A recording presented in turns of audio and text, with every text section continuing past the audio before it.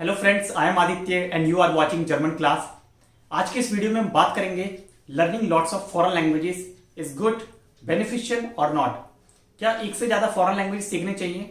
क्या उसके बेनिफिट्स हैं और क्या उसके साइड इफेक्ट्स हैं? उसके क्या हार्मफुल कॉजेस होते हैं? तो चलिए शुरू करते हैं आज का वीडियो। आप में से काफी लोग हैं जो एक से ज्यादा फॉरेन लैंग्वेज सीखना चाहते हैं या उनका इंटरेस्ट है।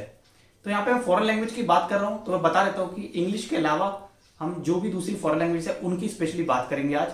English is also a foreign language but we talk about basically some other foreign languages, European languages, specially Spanish, German, French, Portuguese, Italian. इन लैंग्वेजेस में क्या बात है कि इनका जो ओरिजिन है वो लैटिन से हुआ है कहीं ना कहीं, और इनमें काफी सिमिलैरिटीज आपको देखने को मिलती है। तो सबसे पहली बात आप ये समझ लेना कि अगर आपको एक से ज्यादा लैंग्वेज सीखनी है तो कहीं ना कहीं से स्टार्टिंग करनी होगी। आप किसी भी एक लैंग्वेज को सीखना स्टार्ट कीजिए, उस पर अच्छे से प्रैक्टिस कीजिए। हालांकि इसमें कोई दो राय नहीं कि we Indians are considered the best brain. ऐसा माना जाता है कि इंडियंस जो है फॉरेन लैंग्वेज सीखने में काफी अच्छे हैं, they are good at learning languages. तो इसमें कोई दो राय नहीं है। आप देखोगे अपने सराउंडिंग्स में या इंडिया में काफी ऐसे लोग हैं जिनको बहुत सी ज्यादा लैंग्वेजेस आती हैं और उन्हें महारत हासिल है। इसका एक रीजन ये भी है कि हमारे इंडिया में ही काफी ज्यादा रीजनल लैंग्वेजेस है। आप सर्च करोगे गूगल पे तो you will find there are hundreds of languages found in India. India में कई सौ भाषाएं बोली जाती हैं, कई तरह की भाषाएं बोली जाती है। शायद ही विश्व में कोई ऐसा देश होगा जहां पे इतनी ज्यादा रीजनल लैंग्वेजेस बोली जाती है। तो यही कारण है कि हम लोगों का लैंग्वेज सीखने में जो ब्रेन है, जो माइंड है, काफी अच्छा है। हम लोग काफी आसानी से फॉरेन लैंग्वेज को सीख लेते हैं और लैंग्वेज सीखने के काफी ज्यादा बेनिफिट्स होते हैं।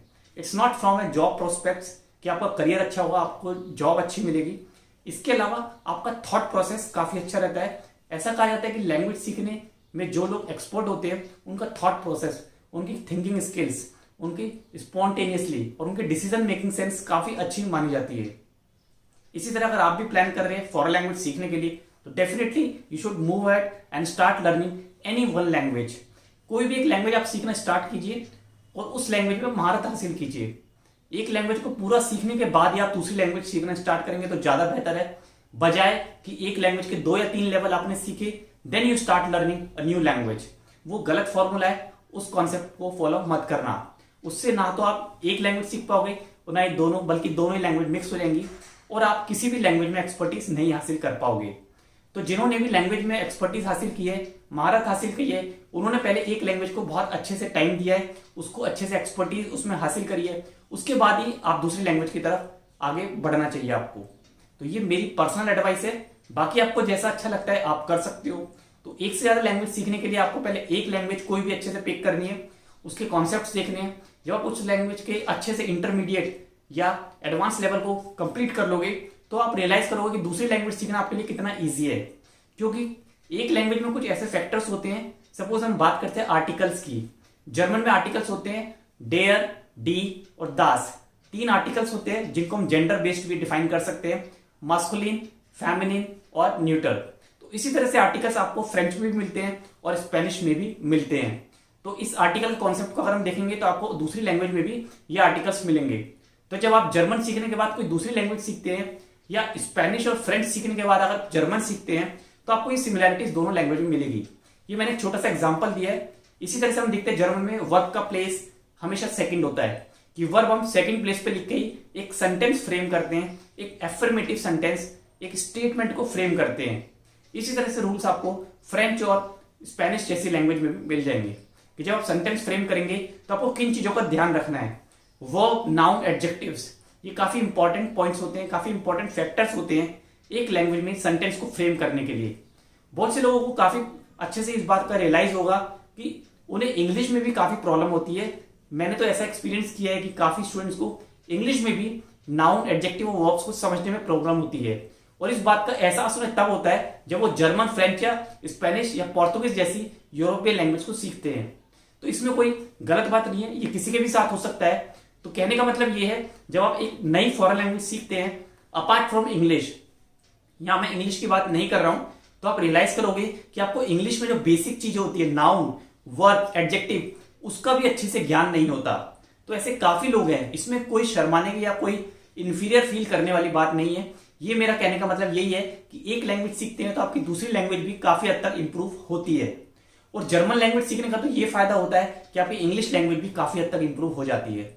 मेरा पर्सनल एक्सपीरियंस है, काफी स्टूडेंट्स को मैंने पढ़ाया जो विलेज बैकग्राउंड से आते हैं, जिनको अंग्रेजी बोलने में काफी प्रॉब्लम होती है। इवन वो बोल तो नहीं सकते, हाँ थोड़ा बहुत समझ लेते हैं, बट जर्मन जैसे उन्होंने सीखा तो उनकी इंग्लिश भी इंप्रूव हो गई। वो इंग्लिश ना केवल बोल पाए बल्कि अच्छे से लिख और समझ भी लेते हैं। तो एक लैंग्वेज सीखने के साथ साथ आप इंग्लिश जैसी लैंग्वेज पे अच्छे से पकड़ बना सकते हो और इंग्लिश के ग्रामर के रूल्स आप काफी अच्छे से समझ जाओगे।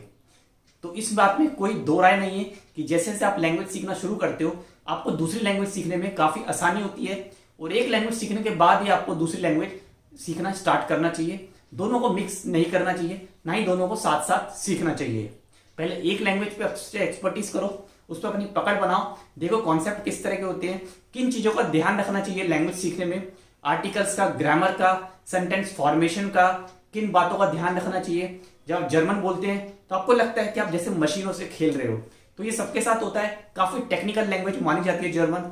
Germany is known for technology, technology में काफी नंबर 1 है। Automobile industry is one of the top most industry in the world. इसी तरह से जर्मन लैंग्वेज भी काफी अहमियत है, काफी इंपॉर्टेंट है और ग्रामर के लिए काफी पॉपुलर है वर्ल्ड वाइड। तो इसी तरह से जस्ट एक एग्जांपल मैंने आपको दिया है। दूसरी लैंग्वेज अगर आप सीखोगे तो आप इन चीजों को कंपेयर करोगे, रिलेट कर पाओगे। तो आज के वीडियो में इतना ही। आई होप आपको कुछ नॉलेज मिली होगी, कुछ अंडरस्टैंडिंग जरूर बनी होगी। वीडियो को देखते रहिए और लाइक और सब्सक्राइब जरूर करना चैनल को, और इस तरह की वीडियोस आपको और मिलेंगे इसी चैनल पे। मिलते हैं एक नए वीडियो में। Till then bye bye, take care.